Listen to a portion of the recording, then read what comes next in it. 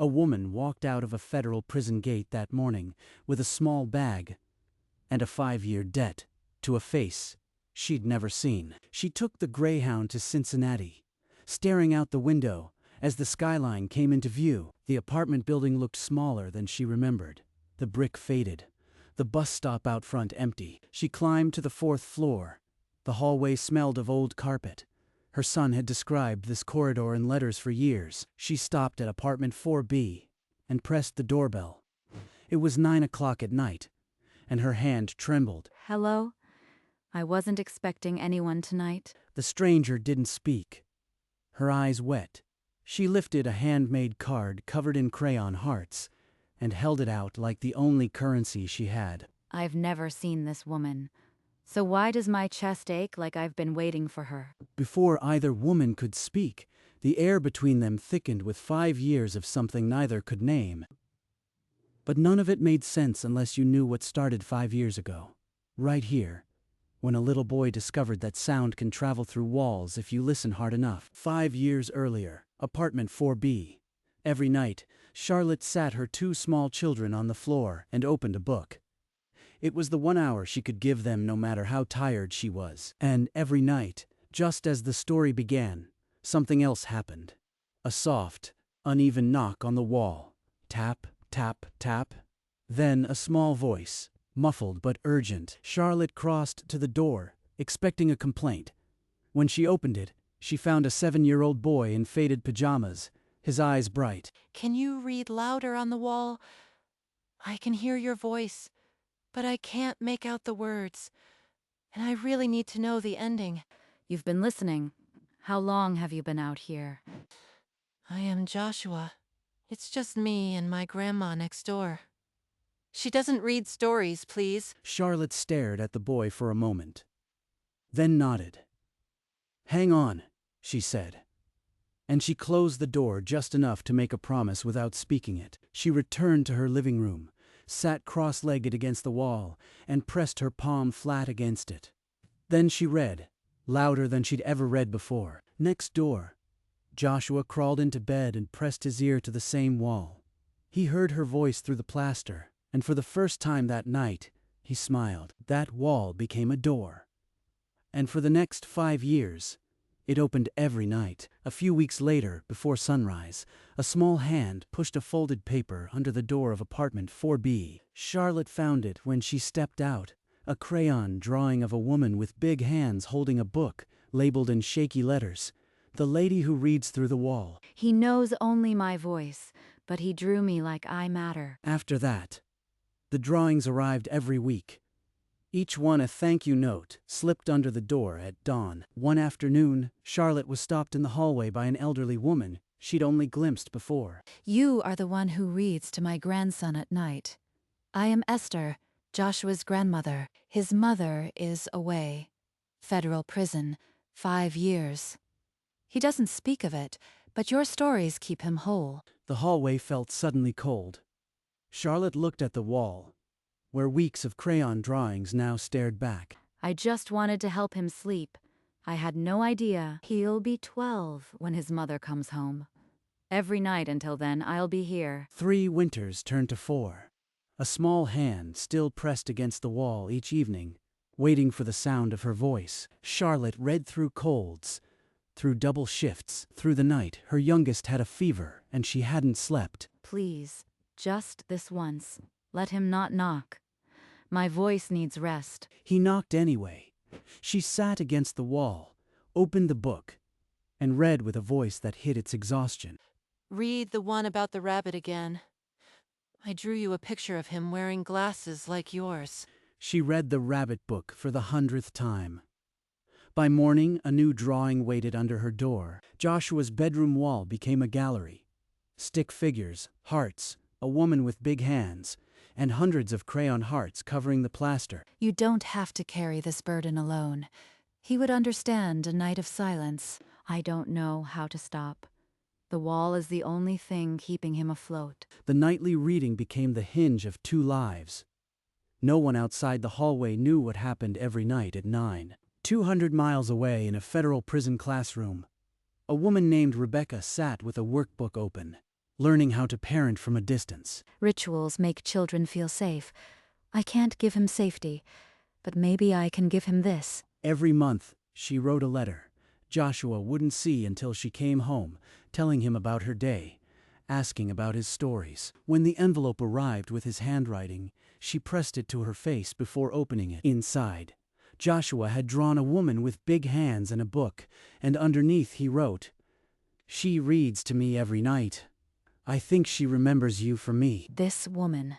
She's keeping him alive, and I don't even know her name. She kept every letter in a shoebox under her bunk.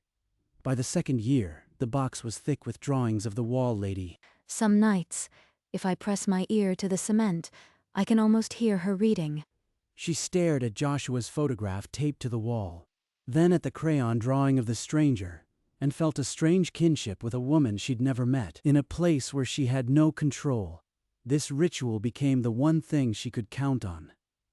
A stranger was raising her son's nights, and it was the only mercy she had. In her fourth year inside, Rebecca unfolded a letter that made her hands shake. Joshua had written. She read Charlotte's Web last night. She cried at the end. I think she misses someone too. She's not just a voice. She feels things. She's real. That night, she scratched a tiny heart into the cement with a spoon handle. If I can't thank her, at least this heart will know her. A note from Esther arrived, telling her the reader never missed a night, even with a fever. Why would a stranger give so much? What does she see in my son? The letters became Rebecca's wall, thinner than plaster, but just as solid. She promised herself she'd find her when she got out. She just had to make it through, and somewhere in that count, the number of months left shrank to a handful. Back in Cincinnati, Charlotte noticed the hallway had grown quiet. Mrs. Esther no longer passed her on the stairs. When she asked Joshua how his grandmother was doing, he just shrugged and said she was tired all the time. It's time I told you. My daughter Rebecca is coming home. Joshua's birthday is in 2 weeks. She wants to be here for it. His mother, the woman I've been standing in for. What happens to the wall now? Esther's hand shook as she pressed a folded note into Charlotte's palm. She knows about you. She's been reading about the wall for years. She knows. How could she know about the wall? I never told anyone. That night, Charlotte gathered the stack of read-aloud books that had worn pages from 5 years of use and placed them in a box. Maybe this is it.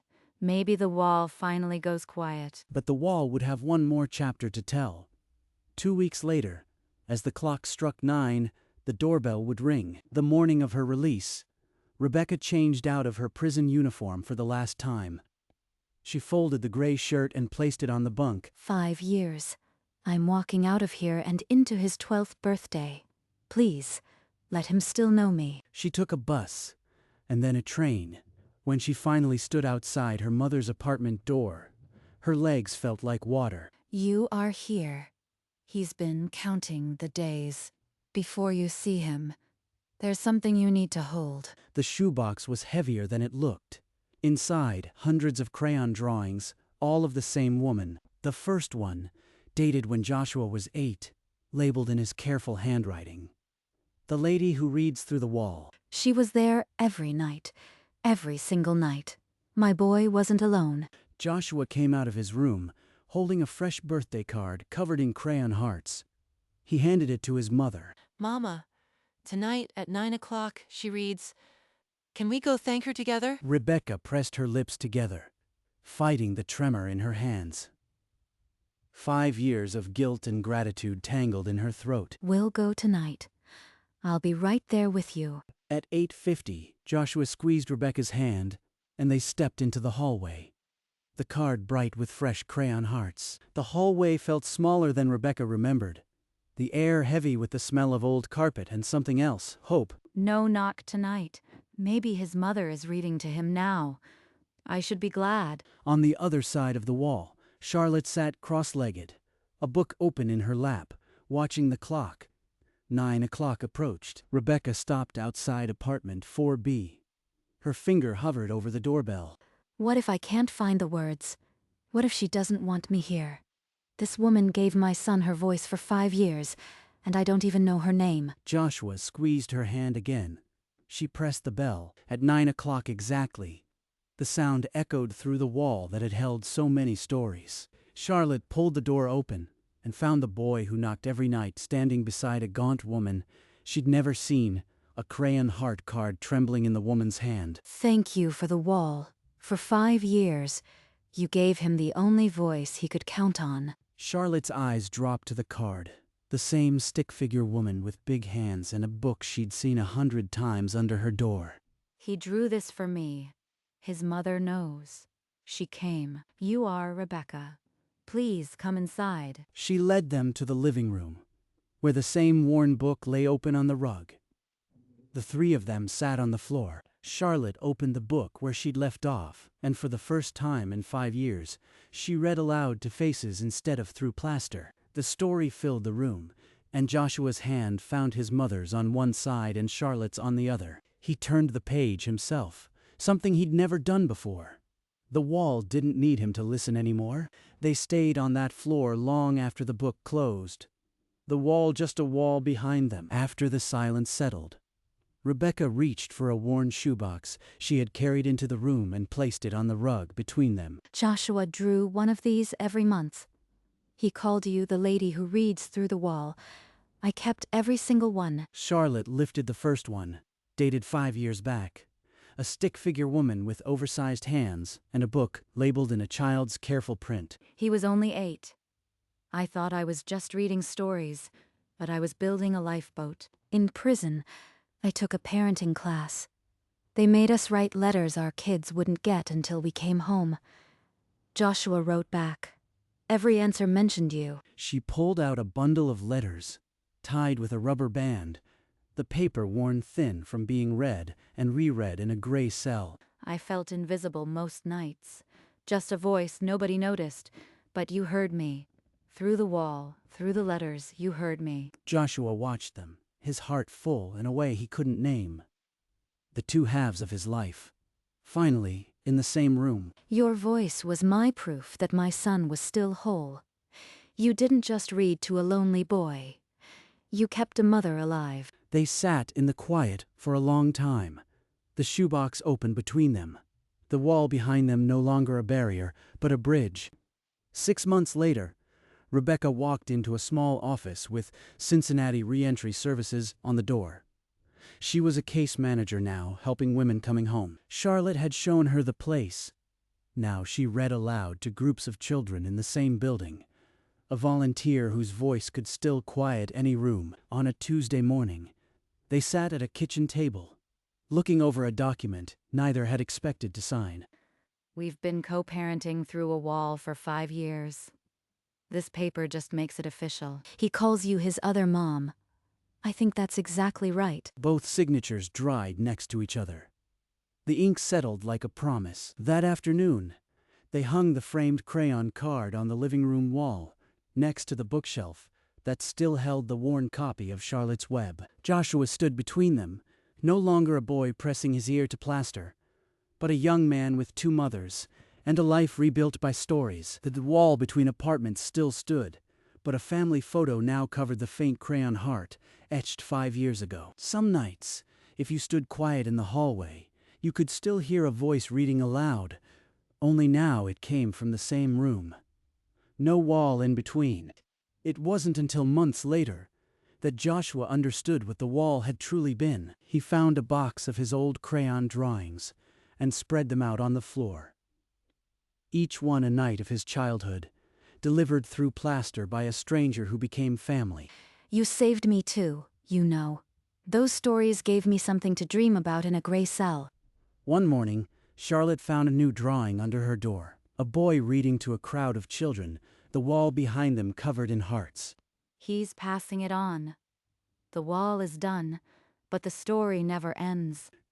She hung the drawing on the wall, right over the place where his small hand used to knock. And that evening, when the clock struck 9, the wall was quiet, not because no one was listening, but because now they were all on the same side. The wall remained, a scar turned into a canvas, a barrier that had become a bridge. The framed card glowed in the lamplight, a permanent reminder that some of the most important things we give are invisible. And if you ever walked that hallway, you'd see a line of faded crayon hearts, and know that love can travel through anything. Rebecca's finger hung over the doorbell like it was a trigger. One small press would end 5 years of hiding behind a wall of letters and concrete. If I ring it, I am no longer a name on a letter. I am a real mother who failed him, standing here asking to share him.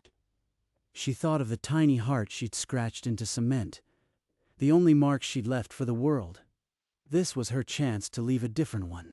Mama, she's not scary. She's the lady who reads on the wall. She'll be happy to see us. He's already given her a piece of his heart. What if there's none left for me? Joshua squeezed her hand again, and she remembered the words of the parenting instructor.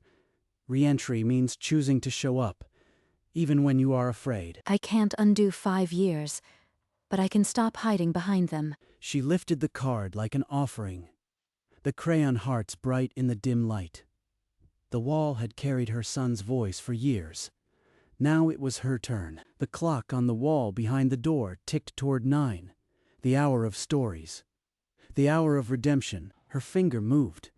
The bell rang, the door swung open, and the wall between two women became nothing but air. Charlotte's hand fell from the latch. In the hallway light, the card's crayon hearts seemed to pulse like a small, brave heartbeat. 5 years of drawings under my door, and now the hand that drew them is holding this one. This is the face I've been imagining for 5 years. The woman who kept my son safe while I was caged. Joshua tugged the card higher, his small arm shaking. She's the one, Mama.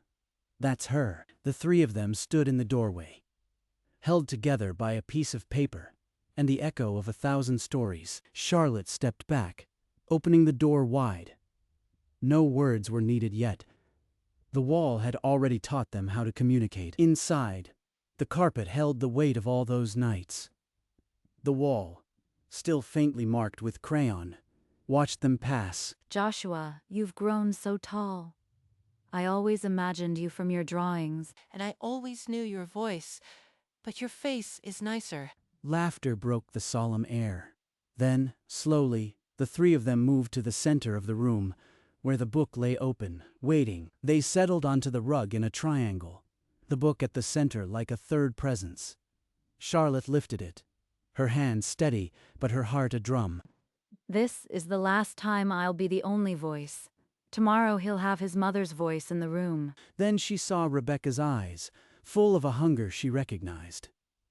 A mother who had been forced to listen through walls for 5 years. Rebecca, would you read tonight? It's his birthday. Your voice should be the one he hears. She's giving me the wall, not the plaster, the voice.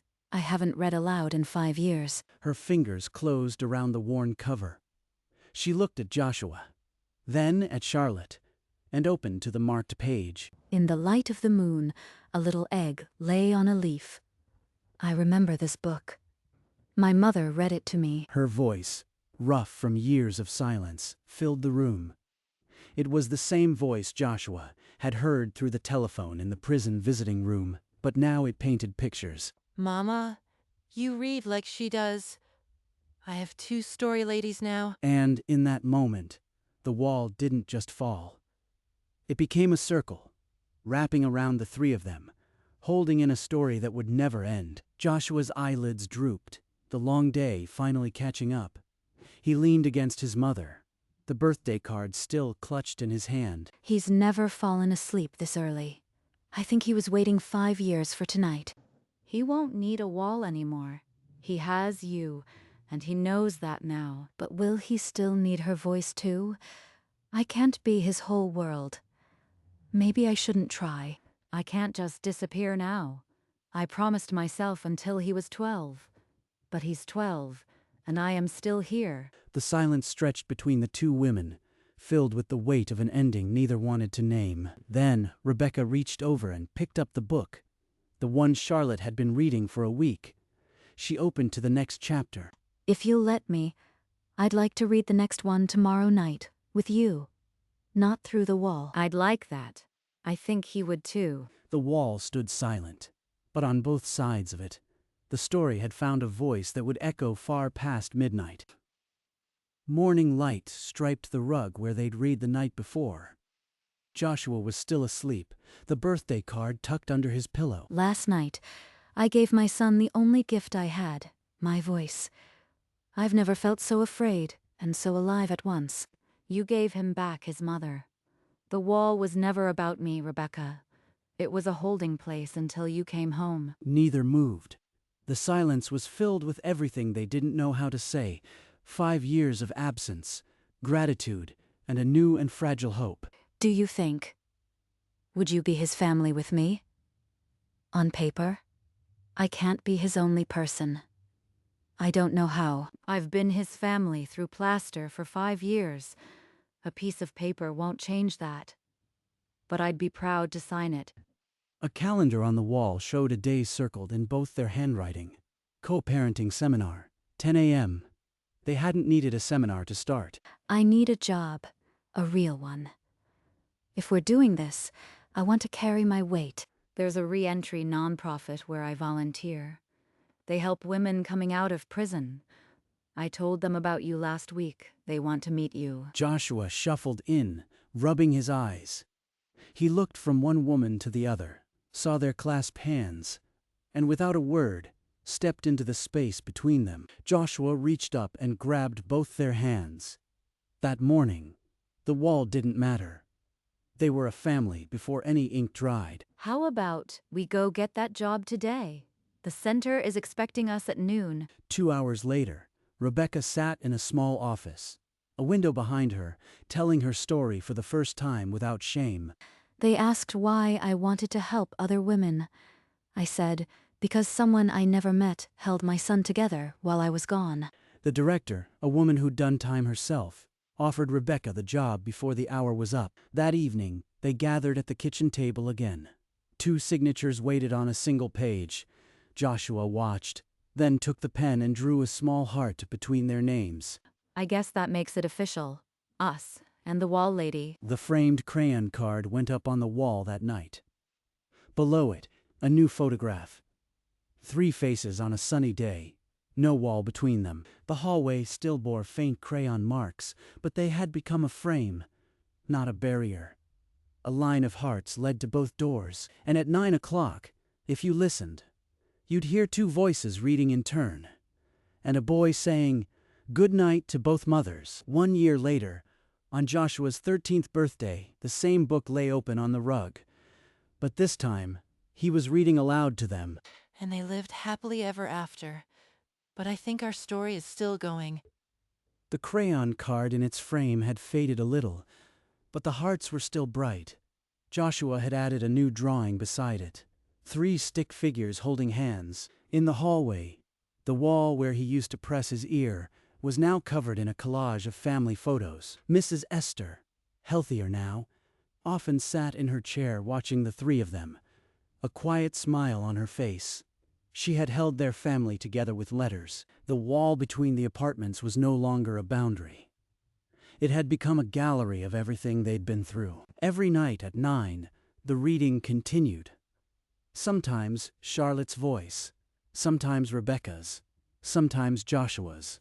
Now deep and sure. And if you walked past their door at that hour, you'd hear laughter, and know that sound can turn a wall into the most solid bridge. The card that started it all still hung on the wall, a small piece of paper that held 5 years of invisible love. Some walls are built to divide. This one was built to listen, and it taught 3 people that home is wherever a story is shared. Years later, the hallway still smelled of old carpet, but now it carried the scent of family dinners and children's laughter. The wall between 4A and 4B had become a landmark. Neighbors pointed to the faint crayon heart and told new tenants the story. Charlotte still read aloud, but now to a room full of kids at the community center. Rebecca sat in the back, taking notes for her next case. Joshua, taller every year, had started reading to his grandmother, the woman who had first carried the letters, and on certain nights when the clock struck 9, Charlotte and Rebecca still sat on the floor, a book between them, the wall just a wall. The crayon card, now protected behind glass, caught the lamplight and threw tiny hearts across the room. Some stories are heard through walls. The best ones break them down, and in that small apartment building in Cincinnati, a family had been built not by blood, but by sound, by a voice that carried through plaster, and a boy who had the courage to knock, by a mother who came home to a wall full of hearts, and a stranger who had been saving her place the whole time. The wall, now a patchwork of generations of crayon, bore the fingerprints of every child who ever pressed an ear to it. The original heart, drawn by a 7-year-old, had been traced over so many times it seemed to pulse. Charlotte's glasses still fogged when she read aloud. But now 3 voices joined in the living room. Hers, Rebecca's, and a young man's, deep and sure. Rebecca's navy hoodie had been replaced by a blazer, but the crayon card was still the first thing she saw every morning. Joshua's drawings now hung in the community center, a small exhibit titled The Wall Lady, and on the night he turned 18, he sat his mothers down and read them a story about a rabbit who found his way home. They didn't need the wall anymore, but sometimes, just before sleep, Charlotte would press her palm to it and smile, because she knew that, somewhere on the other side, Rebecca was doing the same thing. The crayon hearts had carried them through a sentence, and now the sentence was over. But the story wasn't. It never is, when you listen hard enough.